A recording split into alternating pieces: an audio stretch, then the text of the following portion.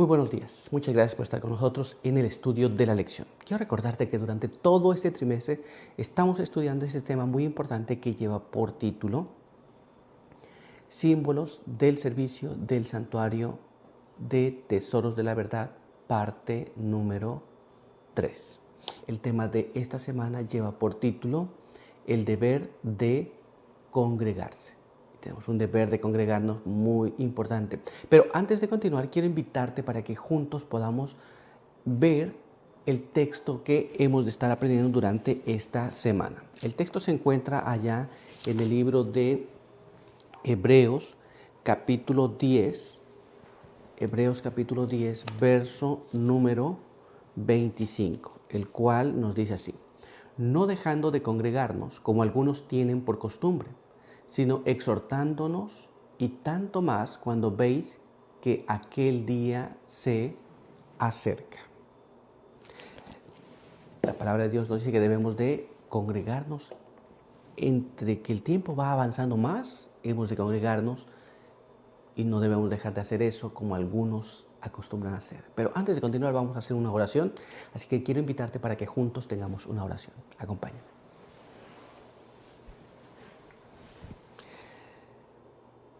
Padre eterno que está en los cielos, santo y bendito sea su nombre. En esta hora queremos agradecer por permitirnos la vida, la salud. Queremos pedir que su bendición pueda acompañarnos. Queremos pedir que nos pueda ayudar en el estudio de su palabra y pedimos que nos guarde. Bendíganos aquí, en el nombre de Jesús. Amén. Muy bien, pues vamos a continuar con nuestro estudio. ¿De qué estaremos hablando esta semana? Vamos a ver lo que nos dice este siguiente párrafo, que es el resumen de lo que estaremos hablando. Se encuentra en Patriarcas y Profetas en la página 712 y nos dice así: todo fracaso de los hijos de Dios se debe a la falta de fe. Esto es, cuando no salen las cosas como deben salir, no es porque Dios falló, por las circunstancias, sino es por la falta de fe. Y de estas cosas y más estaremos hablando durante esta semana. Así que acompáñame al apartado para el día de hoy. Este lleva por título requisitos y nuestra primera pregunta nos dice así: en el día de la expiación del sistema típico, ¿cómo sabemos que el pueblo no era juzgado como grupo, sino individualmente? Esto es, el día de la expiación todos se congregaban, pero ¿cómo sabemos que cada individuo era juzgado y no todo Israel en conjunto? Vamos a ver cómo nos explica esto la palabra de Dios. Y para ello vamos a leer lo que está escrito allá en el libro de Levítico, capítulo 23, los versos 29 y verso número 30. Y ahí leemos así: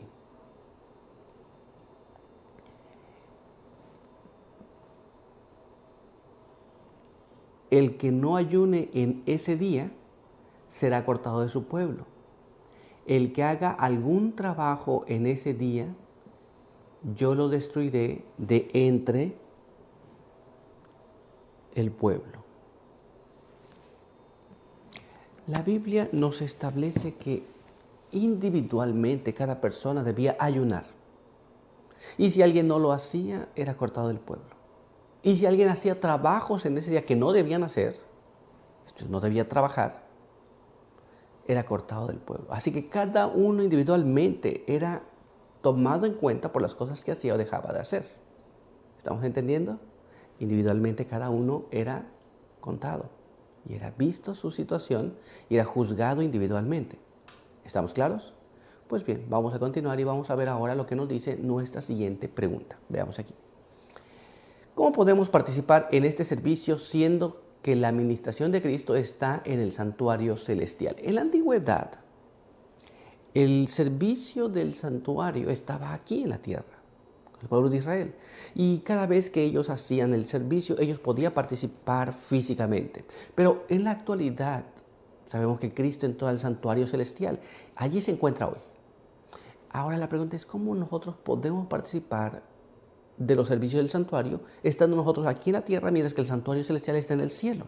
Vamos a dejar que la misma Biblia nos explique esto. Así que vamos a leer lo que está escrito aquí en el libro de Hebreos, capítulo 11, Y allí vamos a leer el verso número 6. Mira cómo dice ahora. Sin fe es imposible agradar a Dios, porque el que se acerca a Dios necesita creer que existe y que recompensa a quien lo busca. Entonces, una de las situaciones por las cuales nosotros podemos participar es por medio de la fe, pero no es todo, porque la palabra de Dios incluye más. Muy bien, vamos a ver qué más. Así que acompáñame a leer este siguiente párrafo que se encuentra ya en el libro de 1 de Juan capítulo 5, verso 4. Porque todo lo que nace de Dios vence al mundo, y esta es la victoria que vence al mundo, nuestra fe. La Biblia dice entonces que aunque el santuario está en el cielo, esto es, tú no lo has visto, yo no lo he visto, la Biblia lo dice, por la fe creemos que podemos ser partícipes de los servicios que se llevan acá, de la mediación de Cristo en favor de nosotros. Así que, ¿cómo podemos ser partícipes? Por medio de la fe. Muy bien, pero vamos a continuar y vamos a ver ahora lo que nos dice nuestra siguiente pregunta. Veamos aquí. ¿Qué debe suceder con esta clase de fe? Recuerda, sin fe es imposible agradar a Dios, pero ¿qué debe suceder con esta clase de fe que nosotros estamos hablando aquí? Vamos a tratar de entender esto y lo vamos a hacer a través de la palabra de Dios. Leamos lo que está escrito en este siguiente párrafo. Acompáñame a leerlo. Este se encuentra en el libro de Romanos, capítulo 3, en el verso número 31. Y allí leemos de esta manera.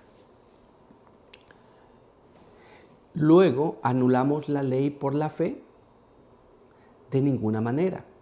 Al contrario, confirmamos la ley.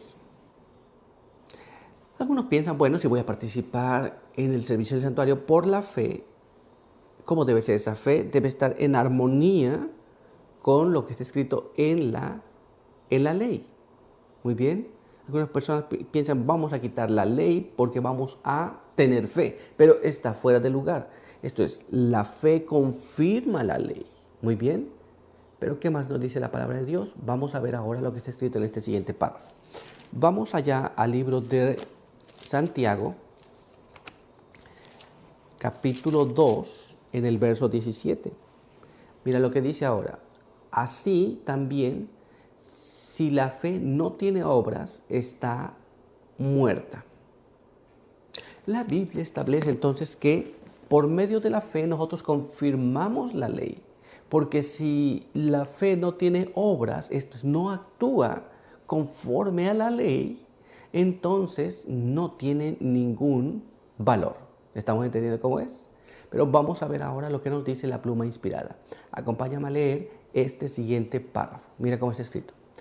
Los Hechos de los Apóstoles en la página 452 nos explica de esta manera. Dios requiere el homenaje de un alma santificada que, por el ejercicio de la fe, que obra por medio del amor, se haya preparado para servirle. Sostiene ante nosotros el más alto ideal, el de la perfección.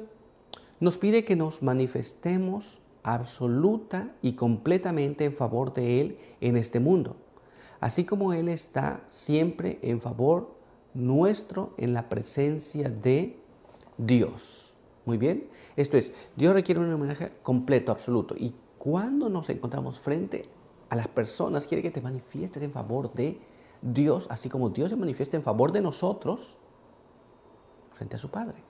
Pero vamos a ver qué más. Vamos a ver ahora lo que está escrito en este siguiente párrafo. Acompáñame. Ministerio de Curación, en la página 126, nos explica.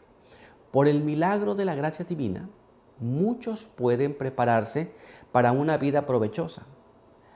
Despreciados y desamparados, cayeron en el mayor desaliento y pueden parecer estoicos e impasibles.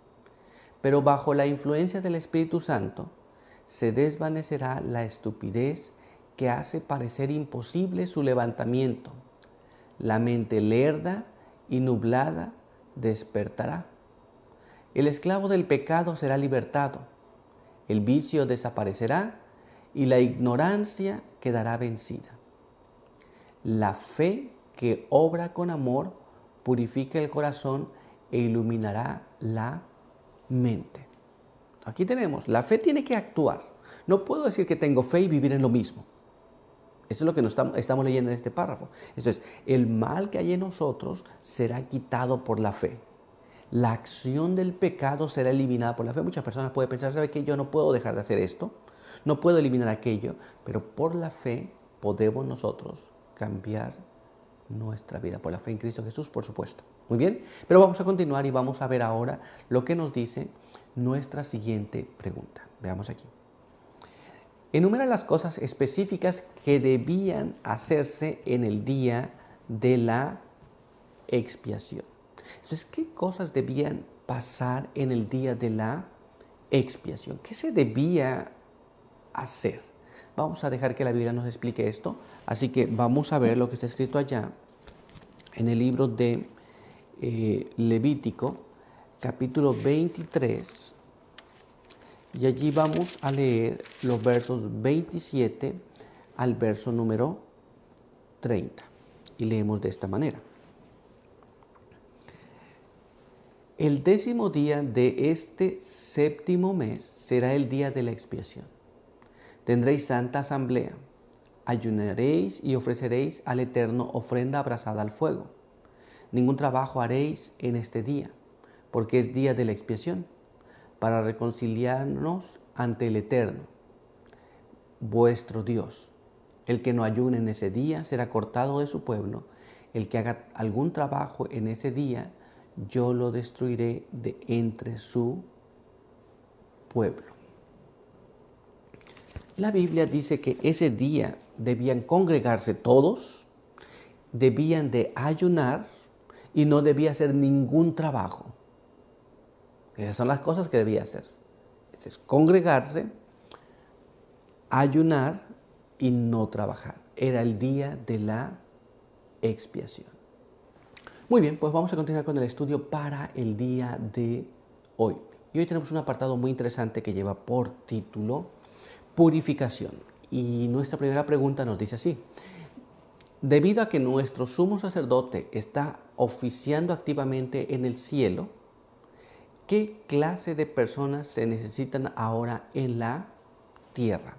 Esto es, mientras Jesús oficia en el cielo, esto es, hace expiación, mientras Él está intercediendo por nosotros, ¿qué clase de personas necesitamos ser en esta tierra? Vamos a ver lo que la palabra de Dios nos explica sobre este asunto. Y para ello vamos a ir a la Biblia y vamos a ver lo que está escrito aquí en el libro de Hebreos, capítulo 10, verso 21. Y siendo que tenemos un gran sacerdote sobre la casa de Dios. La Biblia nos explica que nosotros tenemos un sacerdote en la casa de Dios. Muy bien. ¿Estamos claros en esa parte? Nosotros tenemos un sacerdote en la casa de Dios. ¿Qué más? Vamos a ver lo que la Biblia nos dice. Ahora vamos a leer lo que está escrito en el libro de Hebreos, capítulo 3, en el verso número 1. Por tanto, hermanos santos, participantes del llamado celestial, considerad al apóstol y sumo sacerdote de la fe que profesamos a Jesús. La Biblia nos dice que tenemos un sacerdote, muy bien, y dice que le habla a los hermanos que son santos, participantes del llamamiento que Dios nos ha hecho. Muy bien, estamos claros que tenemos un sacerdote que está oficiando en el cielo, pero ¿qué clase de personas debe haber aquí en la tierra mientras nuestro sumo sacerdote está oficiando en el cielo? Pues bien, vamos a continuar leyendo la palabra de Dios y vamos a ver ahora lo que nos dice este siguiente párrafo. Este se encuentra allá en Hebreos capítulo 10. Ya no vamos a leer el verso 21, sino vamos a leer el verso número 22. Mira lo que dice ahora. Acerquémonos, pues, con corazón sincero, con plena certeza de fe, purificando el corazón de mala conciencia y lavando el cuerpo con agua limpia. Muy bien. Así que la palabra de Dios nos dice que nosotros debemos acercarnos con fe, con una fe completa. Dice, un corazón sin tener mala conciencia y nuestros cuerpos lavados con agua limpia. ¿Qué clase de personas tiene que estar allí o que tiene que haber aquí en la tierra? Mala conciencia tiene que ser echada afuera. Tenemos que tener plena confianza, tenemos que tener fe y tenemos que limpiar nuestros cuerpos con agua limpia, según lo que dice la palabra de Dios. Muy bien, pero ¿qué más nos dice la palabra de Dios? Ahora ya sabemos qué clase de personas debe haber aquí, pero ¿será todo? Vamos a ver lo que está escrito en este siguiente párrafo. Y vamos allá al libro de Tito, capítulo 2, verso número 14. Quien se dio a sí mismo por nosotros para redimirnos de toda iniquidad y purificar para sí un pueblo propio, celoso de buenas obras. Así que tenemos que acercarnos con fe, seguridad, tener esa fe. Pero también tenemos que quitarnos las malas conciencias. Muy bien. Y también, y aquí hay una cosa importante, quitarnos las malas conciencias para con Dios y para con los hombres. Y limpiarnos el cuerpo con agua limpia. Pero la palabra de Dios también nos dice que Dios preparó un pueblo para sí, celoso de buenas obras. Muy bien, ¿estamos entendiendo cómo es? Celoso de buenas obras. Es un asunto muy importante. Pero vamos a ver ahora lo que nos dice la palabra de Dios a través del espíritu de profecía. Leamos lo que está escrito en este siguiente párrafo. Mira cómo dice. En el conflicto de los siglos, en la página 421, nos explica: los que vivan en la tierra cuando cese la intercesión de Cristo en el santuario celestial deberán estar en pie en la presencia del Dios Santo, sin mediador. Sus vestiduras deberán estar sin mácula, sus caracteres purificados de todo pecado por la sangre de la aspersión.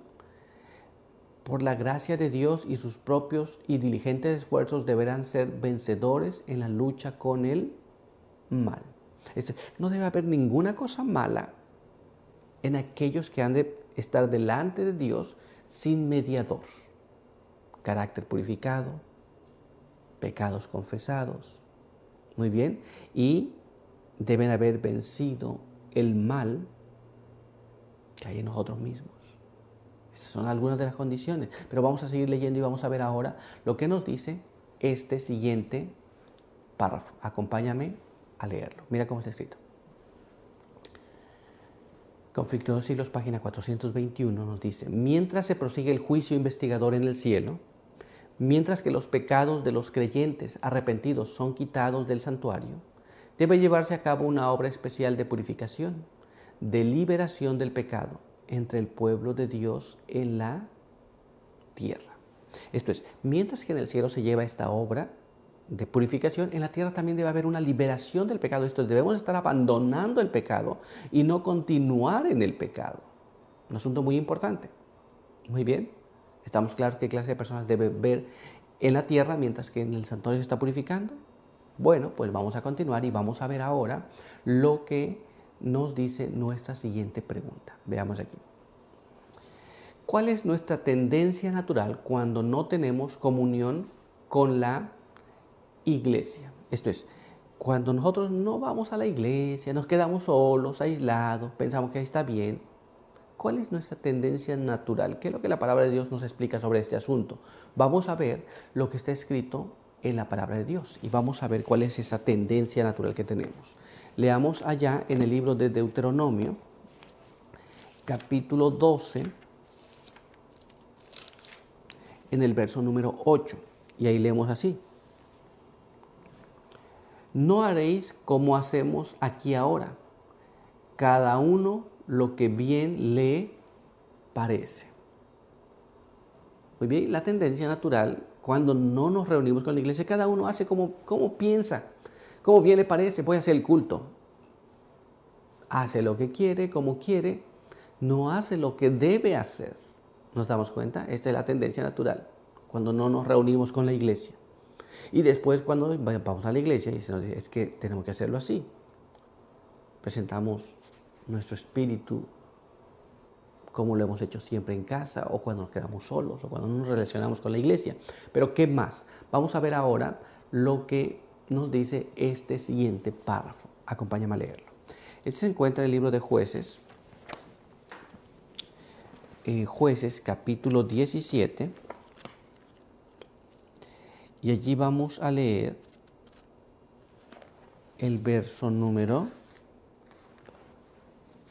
6. Jueces capítulo 17, verso número 6. Y ahí leemos de esta manera. En esos días no había rey en Israel. Cada uno hacía lo que le parecía bueno. Entonces, cuando no nos congregamos, cuando nosotros nos vemos separados de la iglesia, no asistimos, entonces cada uno hace lo que bien le parece. Yo pienso que debe ser así. Yo creo que Dios me acepta así, de esta manera.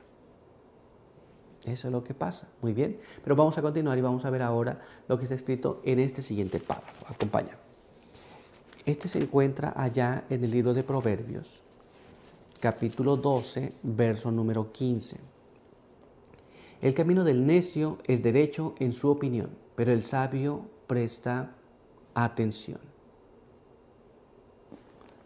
Algunos pueden pensar, bueno, esto es lo correcto que debemos hacer. Esto es lo que vamos a hacer. Y eso hace. Y pareciera bien. Pero la palabra de Dios dice que el sabio presta atención. Porque esa es nuestra tendencia natural, hacer lo que a nosotros nos parece mejor. Pero vamos a ver cómo nos dice la palabra inspirada en el Espíritu de Profecía sobre estas cosas. Así que acompáñame a leer este siguiente párrafo. Mira cómo está escrito aquí. Testimonios para la Iglesia, tomo 5, página 402, nos explica.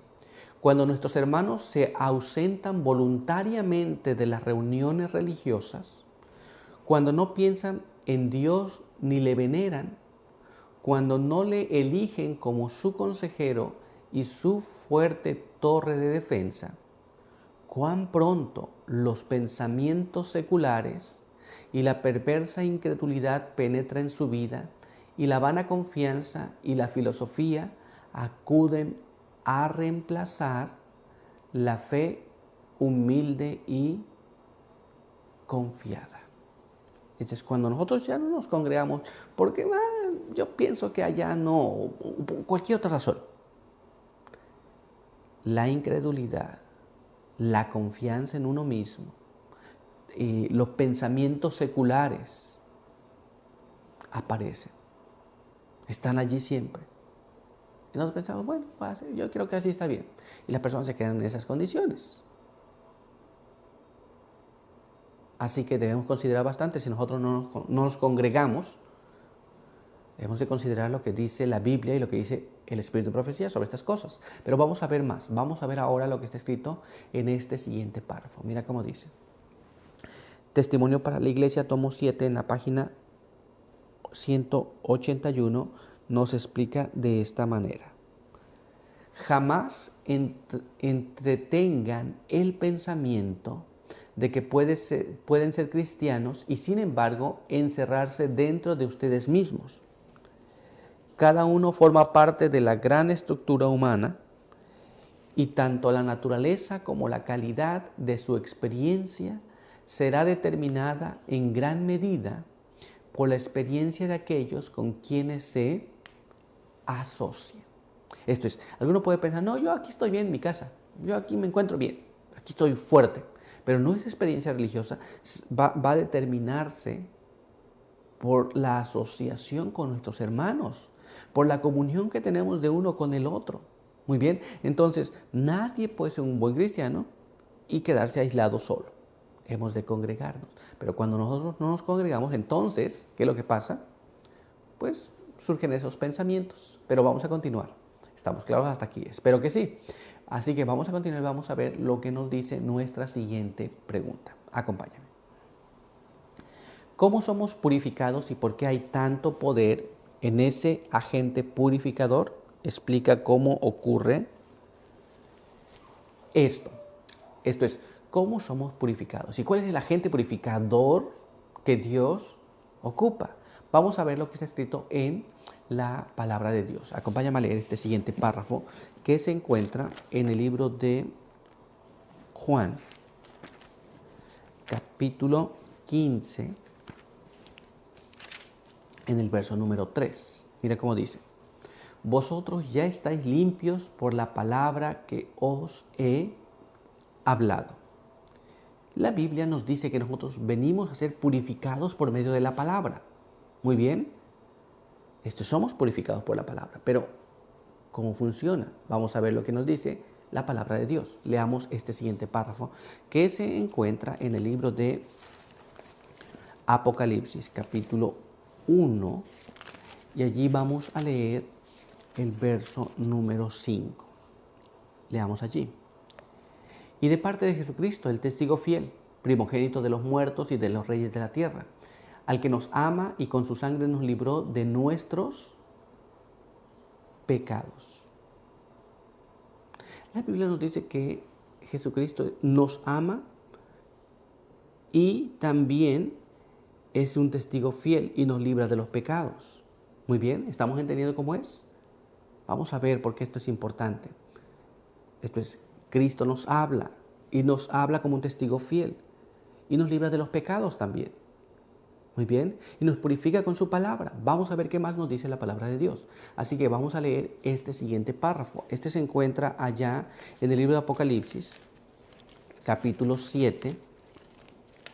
Y allí vamos a leer el verso número 14. Y yo respondí: Señor, tú lo sabes. Y él me dijo: estos son los que han venido de la gran tribulación y han lavado su ropa y la han emblanquecido en la sangre del Cordero. La Biblia nos dice que por medio de su palabra nosotros somos purificados. Muy bien. Y también nos habla que la sangre de Cristo nos limpia y nos purifica. Muy bien. Vamos a ver lo que nos dice la pluma inspirada. Leamos lo que está escrito en este siguiente párrafo. Leamos aquí. Testimonios para la Iglesia, tomo 4, en la página 421, nos explica: en el cielo hay obediencia y paz, armonía y orden perfectos. Los que no respetan el orden o la disciplina en esta vida, no respetarían el orden que se observa en el cielo. Nunca podrán ser admitidos allí, porque todos los que sean dignos de entrar en el cielo amarán el orden y respetarán la disciplina. Los caracteres formados en esta vida determinarán el destino futuro. Muy bien, si aquí nosotros decimos, bueno, no quiero, no me parece, no estoy de acuerdo, si no respeto el orden, si no hago lo que está escrito allí, en el cielo tampoco lo voy a querer hacer. Y lo que hacemos en esta vida, las cosas que nosotros vivimos aquí, las experiencias que tenemos que forman nuestro carácter, determinarán nuestro futuro en el cielo también. Pero todavía hay más para saber. Así que vamos a ver lo que está escrito ahora en este siguiente párrafo. Acompáñame a leerlo. Testimonios para la Iglesia, tomo 4, página 421. Cuando Cristo venga, no cambiará el carácter de ninguna persona. El precioso tiempo de gracia nos es dado para que lo aprovechemos lavando las vestiduras del carácter y emblanqueciéndolas en la sangre del Cordero. La eliminación de las manchas del pecado requiere la obra de toda una vida. Cada día se necesita hacer esfuerzos renovados para refrenar al yo y negarlo. Un asunto muy importante. Hemos de nosotros limpiar nuestro carácter en la sangre del Cordero, asemejarnos a Jesús. Cada día hemos de negar lo que nosotros queremos ser y aceptar el ideal que Dios tiene para ti y para mí. ¿Nos damos cuenta? Es un trabajo de toda la vida. Por eso han venido de una gran tribulación, porque han tenido que vencer estas cosas y han lavado su carácter en la sangre del Cordero. Muy bien, pues vamos a continuar con el estudio para el día de hoy. Y el día de hoy tenemos un apartado muy interesante que lleva por título: una santa convocación. Y nuestra primera pregunta nos dice así: ¿cuál es el propósito de las reuniones religiosas? Entonces, ¿con qué propósito las personas se deben congregar? Vamos a tratar de entender esto. ¿Y por qué las personas deben congregarse? Entonces, vamos a ver lo que la palabra de Dios nos explica sobre este asunto. ¿Cuál es la razón? Vamos a entender esto en nuestras Biblias. Así que acompáñame a leer este siguiente párrafo que está en el libro de Hebreos, en el capítulo 10, el verso 23 y el verso 24. Mantengamos firme la confesión de nuestra esperanza sin fluctuar, que fiel es el que prometió, y considerémonos unos a otros para estimularnos al amor y a las buenas obras. ¿Para qué eran esas reuniones? Según la palabra de Dios, es para estimularnos al amor unos con otros y a las buenas obras también. Tiene una cosa importante por la cual debe haber esas reuniones. Pues bien, vamos a dejar que la pluma inspirada nos explique un poco más sobre este asunto y vamos a ver lo que está escrito en este siguiente párrafo. Acompáñame. Los materiales de Ellen White de 1888, en la página 1683, nos dice así: has perdido mucho, especialmente por no ocupar tu lugar en las asambleas religiosas, colocándote bajo las influencias más saludables en el canal de la luz. Las preciosas oportunidades de testificar de Cristo nunca deben parecer innecesarias. ¿Sabías que cuando el pueblo de Dios se reúne para adorarlo como testigos activos y fervientes, recibe una rica bendición? Son los representantes de Cristo y Él está en medio de ellos para bendecirlos. Entonces, cuando el pueblo de Dios se reúne, recibe bendiciones. Y en esas bendiciones, cada persona puede testificar de Jesús. Jesús está presente allí para bendecirte con una experiencia diferente, para estimularnos al amor, como leímos en la palabra de Dios, y a las buenas obras. Así que cuando no nos reunimos, cuando no vamos a las reuniones, perdemos esa bendición. Pero vamos a ver ahora lo que nos dice más sobre este asunto. Vamos a leer lo que está escrito en este párrafo. Acompáñame. Nuestra elevada vocación en la página 234 nos explica: pensad en el Señor Jesús, en sus méritos y en su amor, pero no tratéis de buscar los defectos y espaciaros en los errores que han cometido otros. Traed a vuestra mente las cosas que son dignas de vuestro reconocimiento y de vuestra alabanza. Y si tenéis facilidad para discernir los errores de los demás, aseguraos todavía más de reconocer el bien y de alabar lo bueno. Muy bien. Entonces, cuando nosotros nos reunimos, a veces tenemos la tendencia de fijarnos lo malo aquí, lo malo allá, lo malo más allá. Pero, debemos, si tenemos esa tendencia, debemos también buscar lo bueno que hay. Muy bien. Porque muchas veces vas solamente con esa mentalidad: voy a ver qué hicieron mal ahora. Vamos allá a las reuniones y vamos a ver también lo bueno. Muy bien. Vamos a continuar y vamos a ver ahora qué es lo que nos dice este siguiente párrafo. Acompáñame. Nuestra elevada vocación, página 234. Si os criticáis a vosotros mismos, podéis encontrar cosas tan objetables como las que veis en los otros. Entonces, trabajemos constantemente para fortalecernos unos a otros en la fe más santa. Entonces, si nosotros criticamos a los demás, pero tuviéramos que criticarnos a nosotros mismos, encontraríamos cosas tan malas en nosotros. Así que en lugar de estar uno con el otro, lo que deberíamos hacer es fortalecernos en la fe. Para eso son las reuniones. ¿Nos damos cuenta? Esas son las bendiciones que nosotros obtenemos en las reuniones. Claro que si vamos con un espíritu malo, entonces vamos a obtener no las bendiciones, sino las cosas malas. Muy bien, pero vamos a continuar y vamos a ver ahora lo que nos dice nuestra siguiente pregunta. Acompáñame. ¿Cuándo se necesitan con más urgencia las reuniones de creyentes del mismo credo? Entonces, ¿en qué momento es que se necesita que haya más reuniones? Vamos a ver, del mismo credo, porque puedes reunirte con otras personas si tú quieres, pero del mismo credo. ¿Cuándo es más importante? ¿Por qué es necesario? ¿Por qué debe ocurrir más? ¿En qué momento? Vamos a ver lo que la palabra de Dios nos explica sobre este asunto. Acompáñame a leer este siguiente párrafo que se encuentra en el libro de Hebreos, capítulo 10, verso número 25. No dejemos de reunirnos, como algunos tienen por costumbre, sino animémonos unos a otros, y tanto más cuando veis que el día se acerca. La Biblia nos dice que entre más cerca está el día, hemos de reunirnos más para animarnos unos a otros. Muy bien. No debemos dejar de congregarnos entre más avance el tiempo. Vamos a ver lo que la palabra de Dios a través del Espíritu de Profecía nos explica. Vamos a leer este siguiente párrafo. Acompáñame.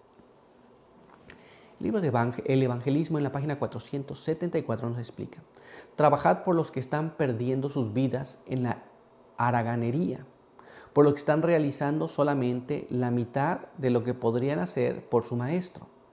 Esforzaos para hacerlos despertar a su responsabilidad. Orad unos por otros y exhortaos mutuamente. Hacedlo tanto más cuando veis que el día se aproxima. Diga el hermano al hermano y la hermana diga a la hermana: venga, compañero, a la obra. Dediquémonos con todo fervor a realizar nuestro trabajo, porque está por llegar la noche cuando nadie podrá trabajar. Nadie pierda los minutos de conversaciones cuando debiera estar trabajando. Entonces va a llegar un momento donde nosotros no podremos hacer más nada, no podremos congregarnos, no podremos hacer ni nada absolutamente. En ese momento vamos a querer hacerlo, pero ahora es el momento en que sí puedes hacerlo, ahora es el momento en que puedes hacer todas estas cosas, y en ese momento debemos nosotros ocuparlo en las cosas correctas. No dejemos de congregarnos. Hemos leído allí cuánto, más aún cuando el día está más cerca. Y ese día va a llegar. Ese día, cuando querramos hacerlo, ya no vamos a tener esa oportunidad. Por eso que ahora tenemos esa oportunidad. Pero vamos a continuar y vamos a ver lo que nos dice ahora nuestra siguiente pregunta. Acompáñame. ¿Con quién debemos reunirnos y con qué propósito? Esto es, vamos a tratar de entender con quién y cuál es la razón de ser. Muy bien. Esto es, vamos a reunirnos con quien sea, vamos a ir a donde sea. ¿Con quién debemos reunirnos? ¿Y con qué propósito hemos de reunirnos? Vamos a tratar de entender esto y vamos a ver lo que nos dice la palabra de Dios. Leamos lo que está escrito en este siguiente párrafo de la palabra de Dios en el libro de Mateo, capítulo 18, y allí vamos a leer los versos 19 y el verso 20. Además, os digo que si dos de vosotros se ponen de acuerdo en la tierra, todo lo que pidan les será hecho por mi Padre que está en los cielos. Porque donde están dos o tres reunidos en mi nombre, allí estoy yo en medio de ellos. La Biblia nos dice que le está hablando a los discípulos, por supuesto, y les dice: si dos de vosotros, de los mismos creyentes, se ponen de acuerdo y piden algo, el Padre lo va a hacer, porque donde se reúnen dos o tres, allí estoy en medio de vosotros. Muy bien, hemos de reunirnos los que tenemos la misma fe, por supuesto. Pero, ¿qué más? Vamos a ver ahora lo que nos dice este siguiente párrafo en la palabra de Dios. Este se encuentra en el libro de Judas, en el verso número 3. Amados, gran solicitud tenía de escribiros acerca de nuestra común salvación. Sentí esa necesidad para alentaros a que contendáis por la fe que una vez fue dada a los santos. La Biblia nos habla de la común salvación. Esto es, lo que tenemos en común. Puedes encontrarte personas que no tienen algo en común en lo que tú crees. Muy bien, esa es una cosa. Y para que nos reunamos, para que contendamos por la fe que una vez fue dada a los santos. Esto es, si tienes la misma fe con tu hermano, entonces te reúnes con él para contender por esa fe, para estar luchando juntos, para estar aprendiendo juntos, para poder construirse juntos. Muy bien, ¿estamos entendiendo? ¿Con quién y para qué? Ahora lo sabemos, pero vamos a dejar que la pluma inspirada nos hable un poco más. Vamos a ver lo que está escrito aquí en este siguiente párrafo. Acompáñame a leerlo. El deseado de las gentes en la página 423 y la página 424 nos explica. Aquellos a quienes se anuncia el mensaje de verdad rara vez preguntan, ¿es verdad? Sino, ¿quién lo propaga? Las multitudes lo estiman por el número de los que lo aceptan. Y se vuelve a hacer la pregunta, ¿ha creído en él alguno de los hombres instruidos o de los dirigentes de la religión? Los hombres no están hoy más a favor de la verdad, de la piedad, que en los días de Cristo. Esto es, muchas personas preguntan, ¿será que tal persona ya le hicieron caso a algunas personas importantes? ¿Por qué nos guiamos por esas cosas? Pero rara vez se pregunta si lo que está hablando es verdad. Si es verdad, debo seguir la verdad. ¿Nos damos cuenta? ¿Estamos entendiendo? Muchas veces se juzga a las personas por, mira cuántas personas trae, mira cuántas personas le siguen. Pero eso no es lo correcto. Vamos a ver lo que dice la pluma inspirada una vez más. Leamos ahora este siguiente párrafo. Acompáñame. Deseo a todas las gentes, página 423, página 424. Siguen buscando intensamente el beneficio terrenal, con descuido de las riquezas eternas. Y no es un argumento contra la verdad el hecho de que muchos no estén dispuestos a aceptarla o de que no sea recibida por los grandes de este mundo, ni siquiera por los dirigentes religiosos. Esto es, la palabra de Dios es predicada, pero muchas veces preguntan, ¿dónde están los seguidores? ¿Dónde se encuentran? Algunas personas piensan que si alguien predica la verdad y lo sigue mucha gente, entonces ese debe tener la verdad. Pero si nosotros tenemos la verdad de nosotros mismos, si nosotros comprendemos la verdad, hemos de seguir la verdad. A veces no seguimos la verdad, lo que seguimos son las multitudes, los grupos, las personas, donde pensamos que está correcto, pero la verdad es una y debemos seguir esa verdad. Muy bien, entonces muchas veces buscamos el bienestar material, el bienestar terrenal, pero perdemos el bienestar espiritual. Muy bien, ¿estamos claros? Pues ahora sabemos entonces, no debemos dejar de congregarnos y debemos congregarnos para contender por la fe que una vez fue dada a los santos. Muy bien, pues vamos a continuar con este estudio para el día de hoy. Y el día de hoy tenemos un apartado muy interesante que lleva por título Afligiendo el alma. Y nuestra primera pregunta nos dice así. ¿Cuál es la única forma en que podemos soportar la aflicción en este mundo? Esto es, en el mundo tenemos aflicción, dijo Jesús, pero ¿cuál es la única forma en que nosotros podremos soportar estas cosas? Por cierto, si estás afligido, ahora vamos a ver cómo es que podemos salir adelante de esta situación. Vamos a ver lo que la palabra de Dios nos explica. Vamos a leer este siguiente párrafo que se encuentra allá en el libro de Hebreos, capítulo 12, verso 2.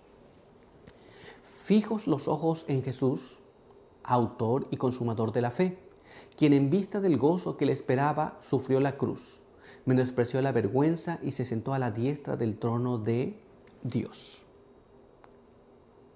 La Biblia nos dice que debemos mantener los ojos fijos en Jesús.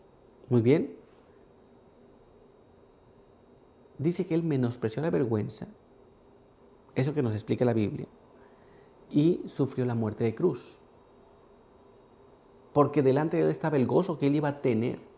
¿Nos damos cuenta? De la misma manera, tú y yo, mientras tenemos aflicciones, dificultades en esta vida, hemos de mantener nuestros ojos fijos en Cristo Jesús.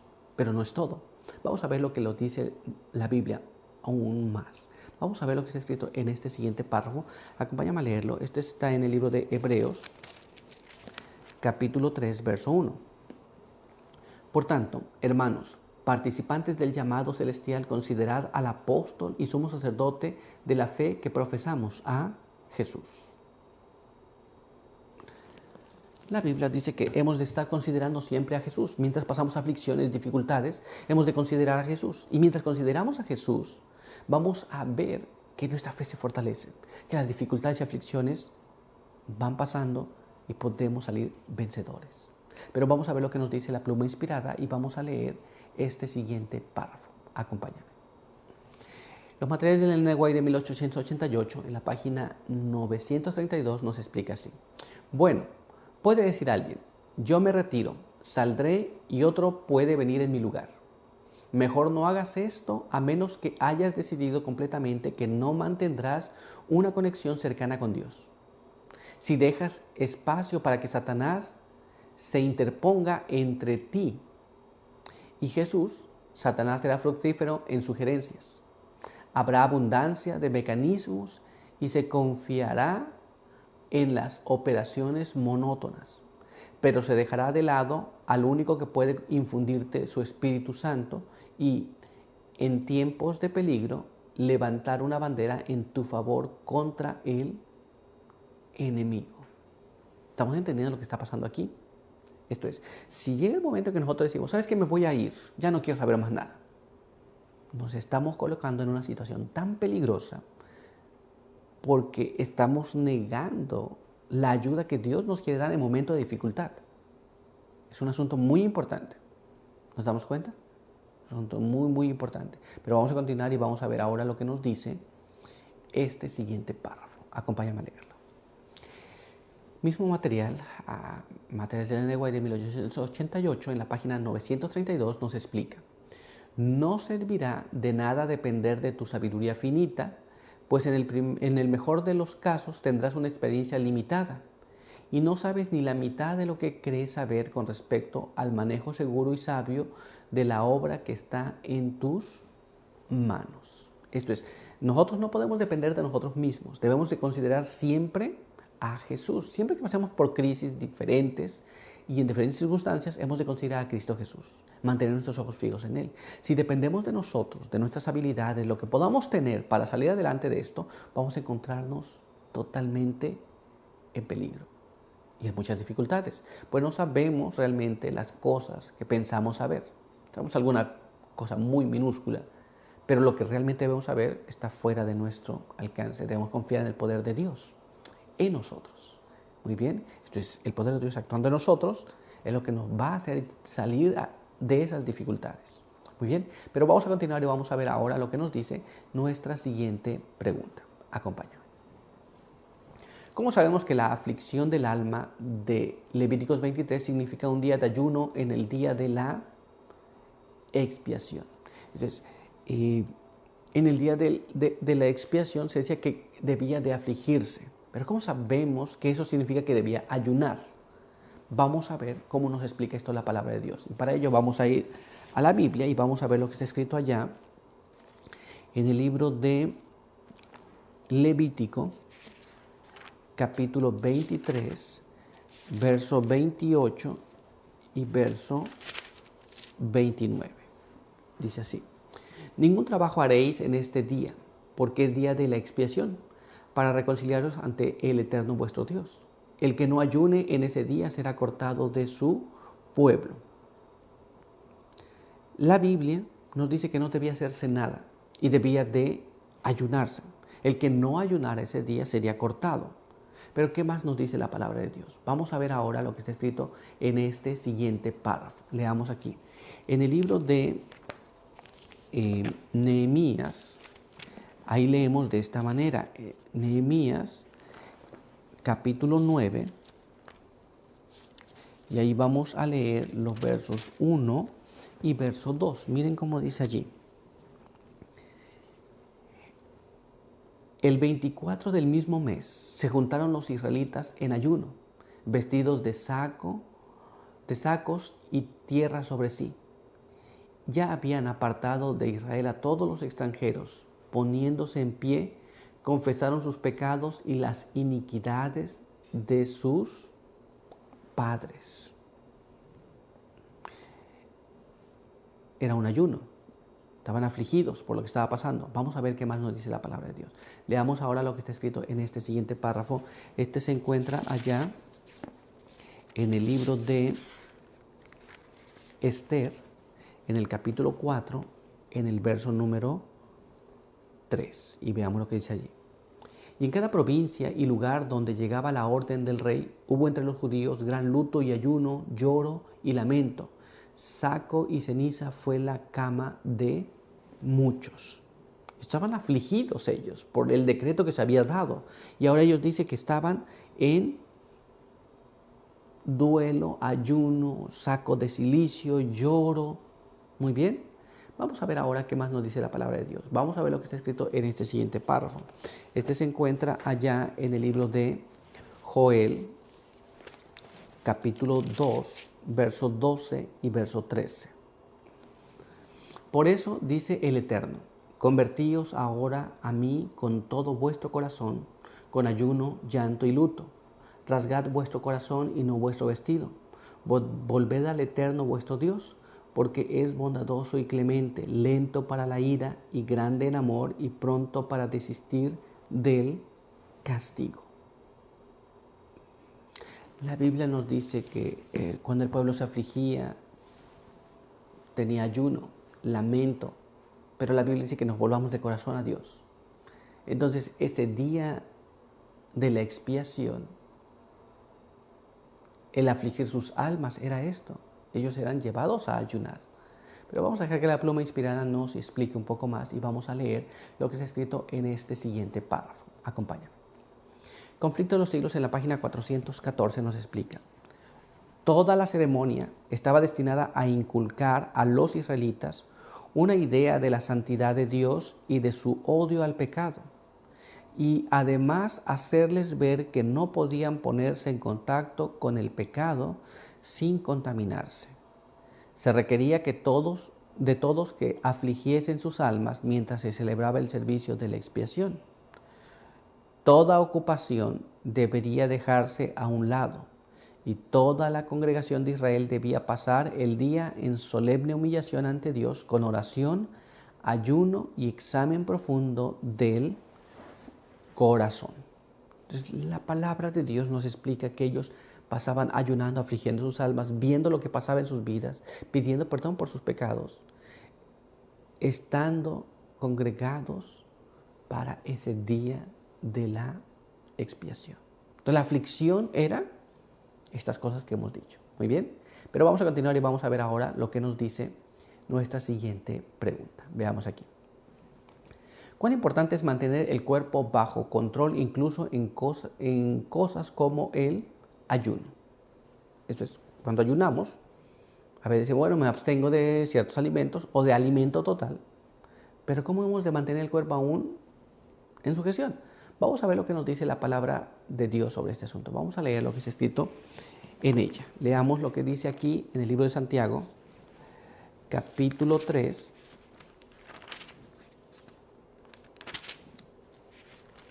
y allí vamos a leer el verso número 2.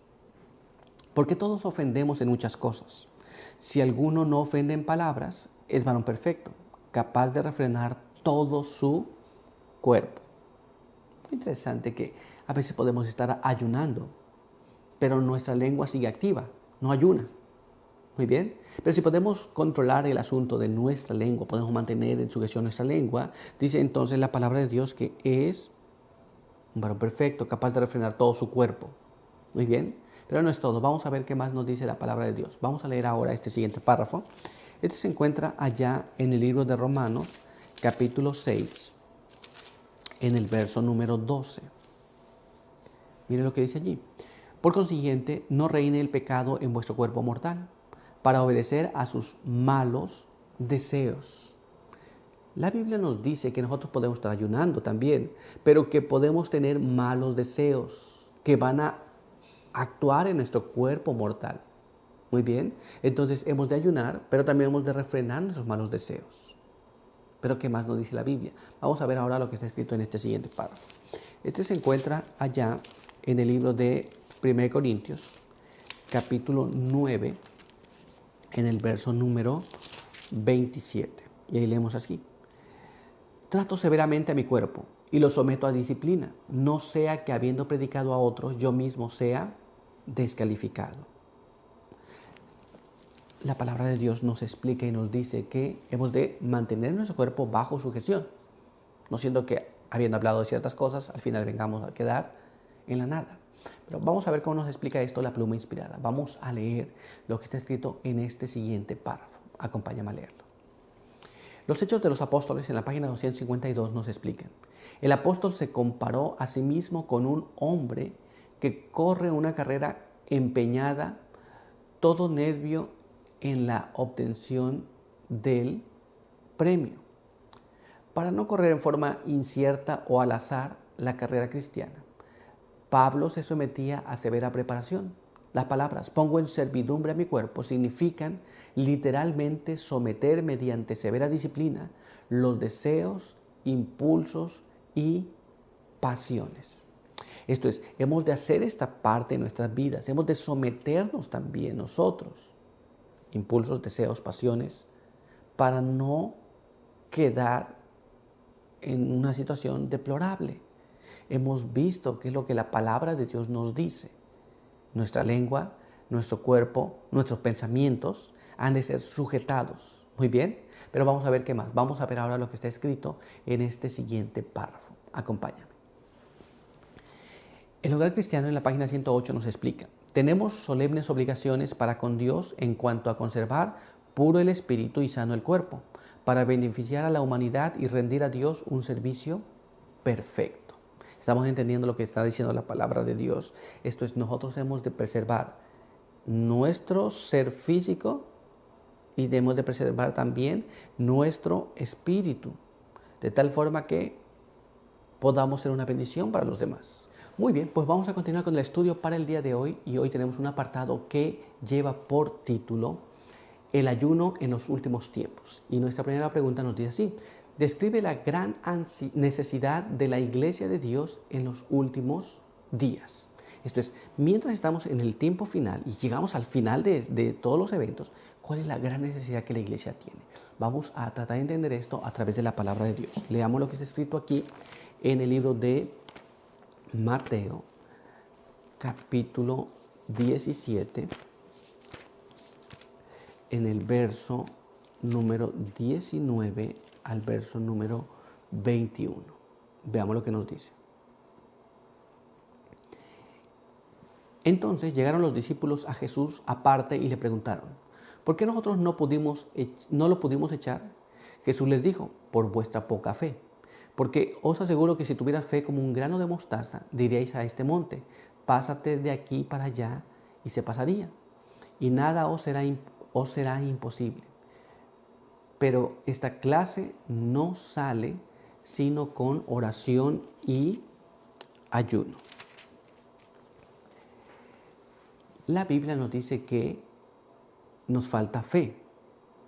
Ellos no pudieron sacar un espíritu malo. Y les dijo, esta clase no sale si no es con oración y ayuno. Pero vamos a ver qué más nos dice la palabra de Dios. Vamos a leer este siguiente párrafo. Acompáñame. En el libro de Joel, en el capítulo 2 y el verso número 15, nos explica de esta manera. Tocad trompeta en Sión, pregonad ayuno, llamad a solemne asamblea.